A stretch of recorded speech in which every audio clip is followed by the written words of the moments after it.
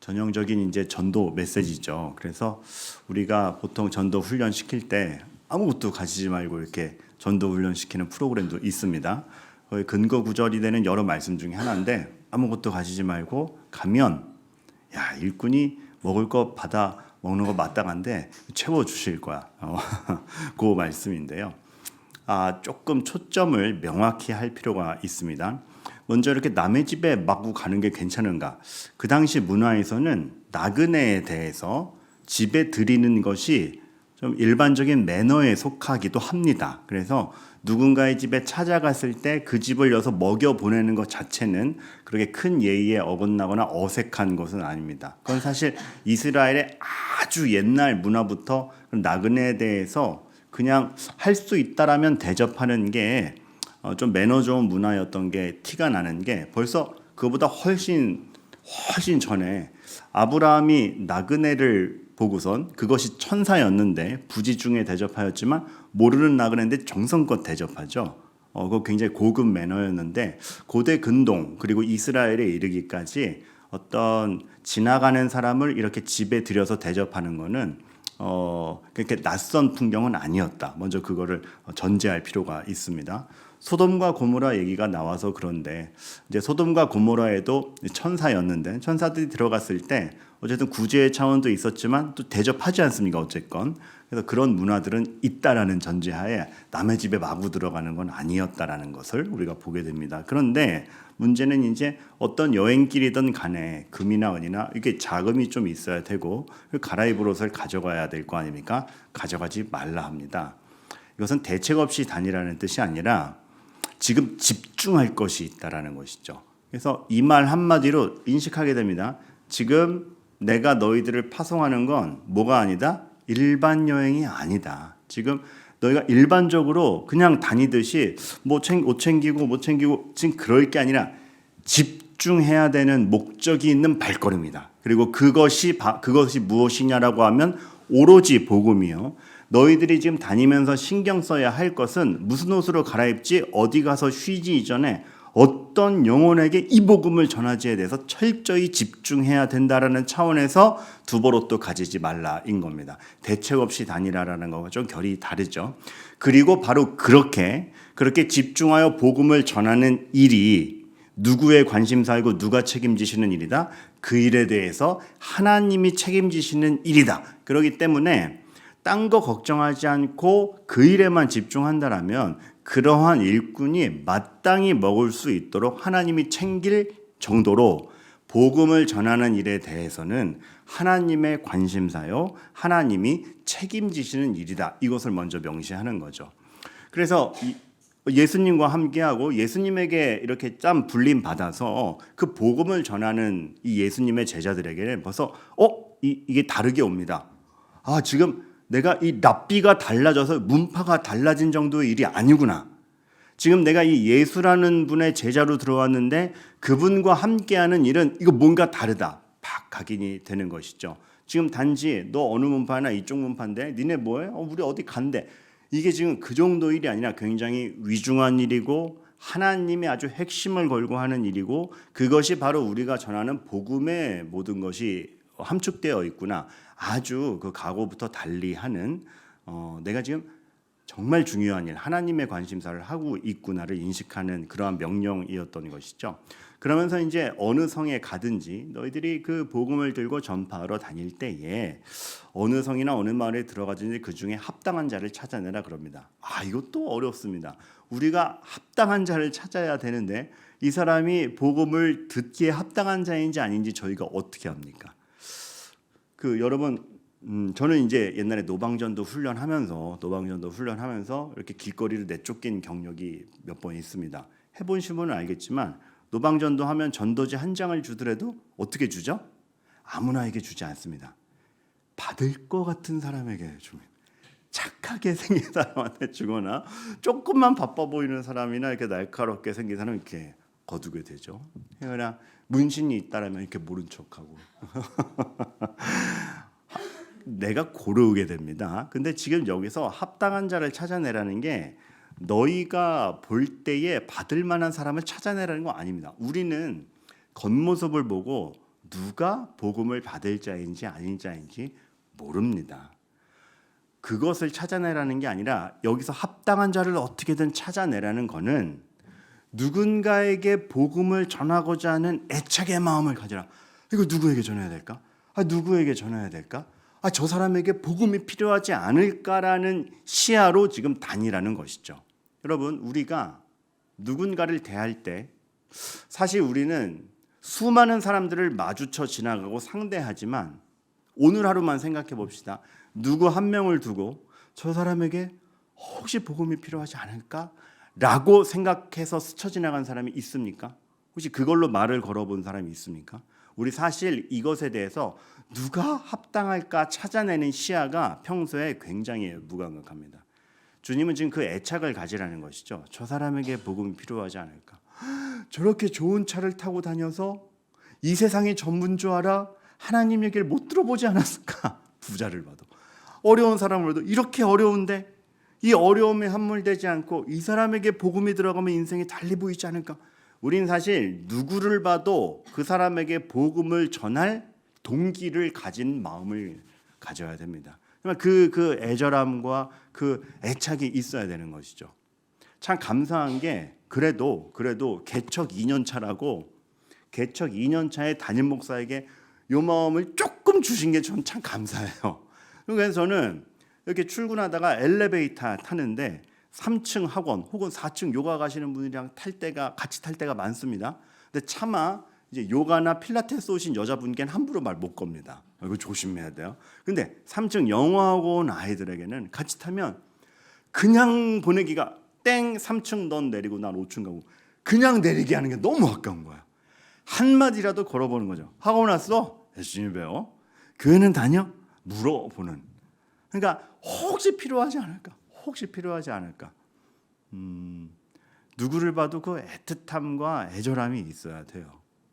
저 한번 그 프로그램 이름을 까먹었는데 전국 고수들 나오는 프로그램 이름이 뭐였죠? 하여튼 기억은 안 나는데 국수 장인이 나와서 국수 장인. 근데 국수를 정말 그렇게 생활의 달인.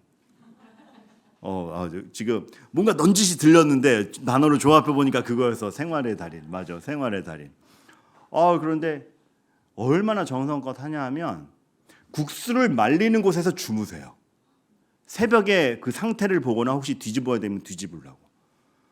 그리고 그 국수 탄력이 탕 하면 고무줄처럼 튀기는데 그걸 먹는 사람도 알아요. 그래서 한번 제작진이 그 국수가 납품되는 가게에 국수를 한번 바꿨는데 단골 손님이 오더니 후루룩 한 젓갈 먹더니 바뀌었네. 바로 알아요.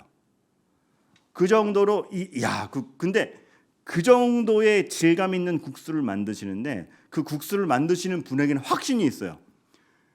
누구든 이거 먹어보면 진짜 좋은데 입맛 없 이거 한번 먹으면 입맛이 돌아오는데 막 비틀 이거만 먹으면은 그 건강해지는데 요즘 살 의욕이 없어. 이 국수 국물 한번 먹고 시작하면 살 맛이 다시 도는데 그 자기가 만드는 것에 대한 그 확신. 제가 그 국수 장인보다도 이 복음에 대한 가치와 복음에 대한 확신이 없나라는 생각을 한번 해보게 돼요. 저 사람에게 복음이 필요하지 않을까? 저 사람의 인생에 이 복음이 없으면 정말 어떻게 될까?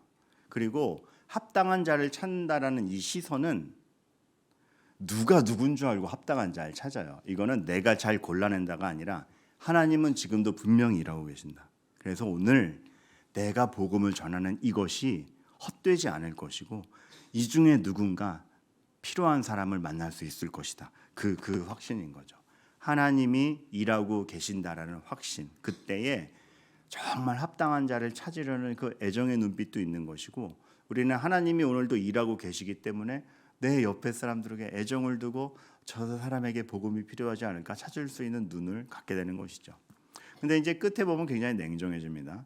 근데 너희들 이 복음 들고 간 너희들을 하찮게 여기거나 너희들의 말 듣지도 않으면은 나와버려. 너희 발의 먼지를 떨어버려 이렇게 말씀하십니다. 이 발의 먼지를 떤다라는 거는 그러니까 각 나라마다 문화가 있지 않습니까? 이해를 돕기 위해서 이 설명을 드릴게요. 우리나라에서 왔다 가지 않아야 될 흔히 말하는 재수 없는 사람 왔다 가면 그 사람 간 다음에 못 뿌리죠? 소금 뿌리죠. 소금을 뿌림으로써 되게 싫은 사람이 왔다 갔고 나는 압니다. 여기 문화적인 행동이라는 게 있어요. 이스라엘에서는 발에 먼지를 탁 턴다. 나랑 너는 이제 아무 상관없어라는 뜻입니다. 그러니까 근데 되게 냉정하죠. 너희가 전하는 복음을 듣지 아니하거든 그들에게는 상관없다라는 표시를 하라. 너무 냉정하지 않습니까? 근데 여기는 두 가지 뜻이 있습니다. 첫 번째는 복음에 대한 거절이 얼마나 위중한 의미를 갖는가. 그러니까 이거 들어보시겠어요? 안 하실래요? 관두세요. 이 정도가 아니라는 거죠. 복음에 대한 거절이 곧 하나님에 대한 거절이고 그 뜻을 모르고 거절하는 것이 네 삶에 얼마나 위중한지를 보여주는 겁니다. 그리고 너랑 나랑 상관없어가 아니고 그 행동을 통해서 보는 사람이 자극을 받는 거죠. 이 사람은 뭔데 그거 거절했다고 상관없음을 표시하는가? 그만큼 결정적인 것인가?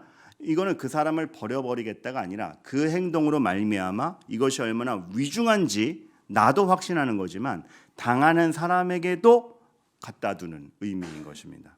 그래서 우리도 각성을 하게 되죠. 하나님께서 복음에 묻어둔 내용이 얼마나 하나님의 본심인가.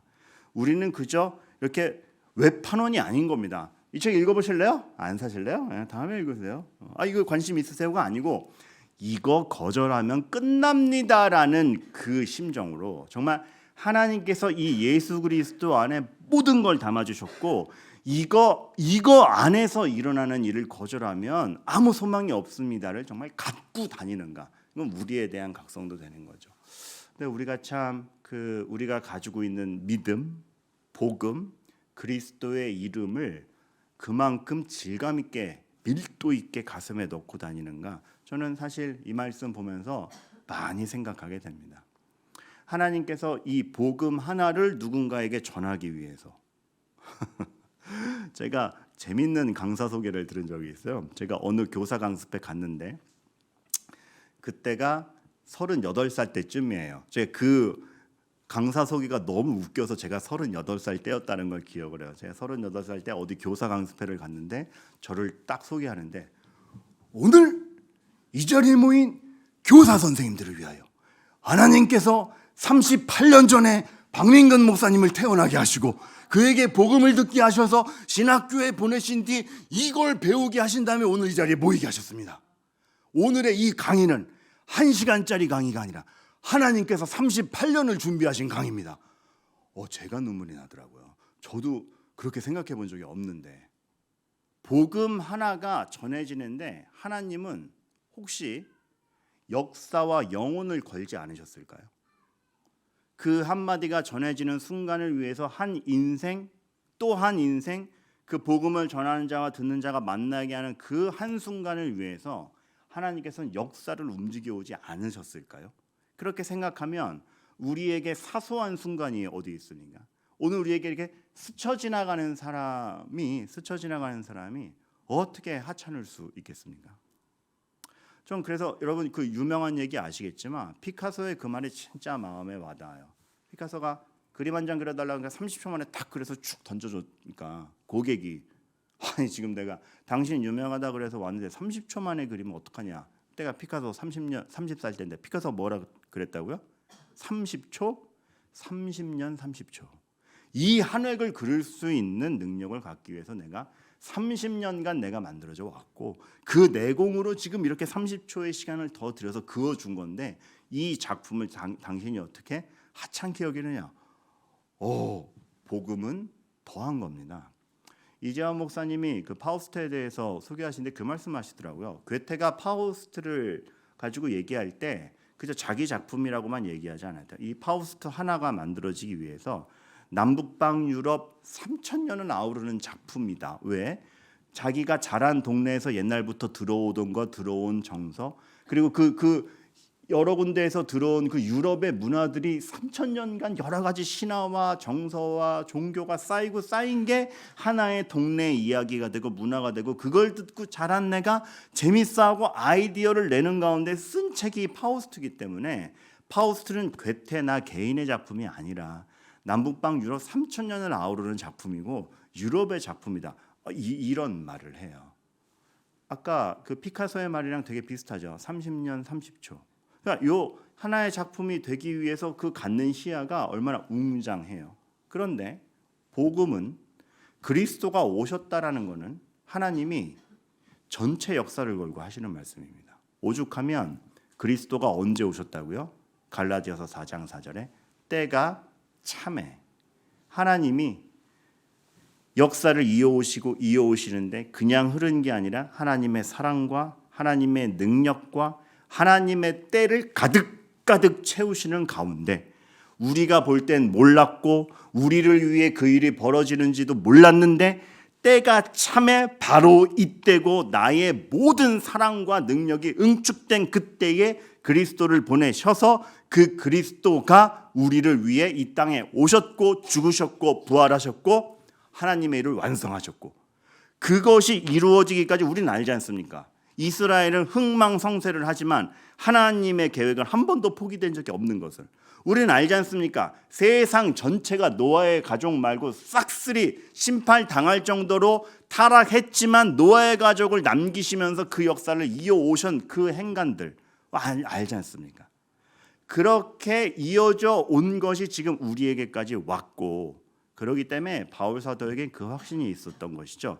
너희 안에서 착한 일을 시작하신 이가 이루실 줄 확신한다. 그러니까 오늘 기자가 복음이 필요한가? 합당한 자를 찾는 마음이 생기는 거죠. 오늘 이러한 역사의 행간과 이러한 하루와 이 한 명의 인생이 이러한 주님의 손길 가운데 주께서 시작하신 일이 완성될 것이 분명한 가운데 주어진 것인데 이 복음 하나가 얼마나 인생을 거는 것이며 하나님의 마음에 대한 농도를 담고 있고 복음에 묻어둔 것이 피카소의 30년 비교 안 되죠. 파우스트의 남북방 유럽 3,000년 비교 안 되죠. 영원을 건 하나님의 본심이냐. 그 복음 안에 참 그것을 이 복음을 위해 하나님의 말씀이 이루어지는 것을 위해서 역사를 진행하고 있다면 오늘 그 역사를 알고 하나님에 대한 믿음을 가진 우리의 믿음이라는 건 정말 얼마나 소중한 건가. 우린 얘기할 수 있어야 됩니다. 정말 이것이 우선입니다. 정말 이것이 우선입니다. 반성하게 돼요. 난 예수님이 답인 듯 살아가고 있을까? 목사인데 정말 예수님이 답인 듯 살아가고 있나? 아니면 급할 땐 딴 거에 그저 치우치는 사람인가? 누군가 나를 봤을 때 저 사람은 정말 예수가 답이야. 저 옛날에 동네에 그 할머니 생각나네요. 꿀물 할머니가 있었어요. 아프면 무조건 꿀물 들고 와. 감기 걸렸대요. 꿀물 이거 내가 준 꿀물은 다 나. 수두 걸렸대요. 꿀물 이거 수두 먹으면 수두 다 나. 꿀물 먹으면 수두 다 나. 기침이나 꿀물 꿀물이 답인 듯 따라가시는데 싫지 않았어요. 꿀물이 맛있었고. 근데 우리는 그건 개인의 확신이지만 예수님은 진짜 역사의 답이잖아요. 근데 우리가 내 인생에서 얼마나 예수님을 답으로 제시하며 사는가. 오늘 오전에 이제 그 부모기도에 서진경 목사님 왔다 가셨는데 인생의 답이 없어요. 인생의 답이. 그렇게 충성했는데 퇴학만 4번 당하고 신학교마저도 퇴학을 당하고 정말 어느 한편 의지할 수 없는 양부모 다 알코올 중독자인 상황에서 이렇게 참 살아가는 인생이 답이 뭔가? 이 인생이 뭔가? 근데 예수를 믿었더니 이게 답으로 주어지더라가 아니고 예수가 답인 겁니다. 그러니까 주님께 안긴 것 자체가 그 모든 것에 대한 해소가 되더라. 그리고 지금도 힘들고 사실 이따가 여러분 기회 되시면 오전 설교 들어보시면 알겠지만 오전에 그 설교 마치시자마자 또 본인의 그분이 말씀하시지만 그 장애를 가지고 있는 그 자녀 또 정기 재활 치료가 있어서 급히 또 가셨어요. 그러니까 또 기쁨을 전하고 본인은 성급히 가셨는데 그게 괴리가 없는 겁니다. 왜냐하면 진짜 예수가 답이기 때문에. 그래서 저는 여전히 그 예수가 답인 거를 확인하며 가는 삶입니다. 이렇게 뭐가 뭐 나아졌다 이게 아니고 예수가 답입니다. 오늘을 버티고 지향점을 가는 답입니다. 그렇게 살아가는데 우리는 어떤가요? 그것이 정말 그만큼 우리는 예수님을 실제적으로 확신하며 살아가는가? 그게 무엇인지 설명할 줄 아는가? 많은 생각을 하게 됩니다.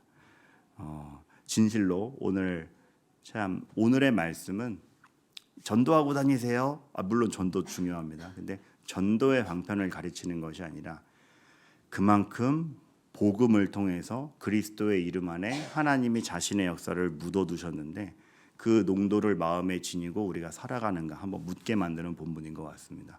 참으로 그리 되시기를, 그 은혜와 그 묵직함을 매일매일 맛보아 가시는 저와 여러분들 되기를 정말 간절히 소망합니다.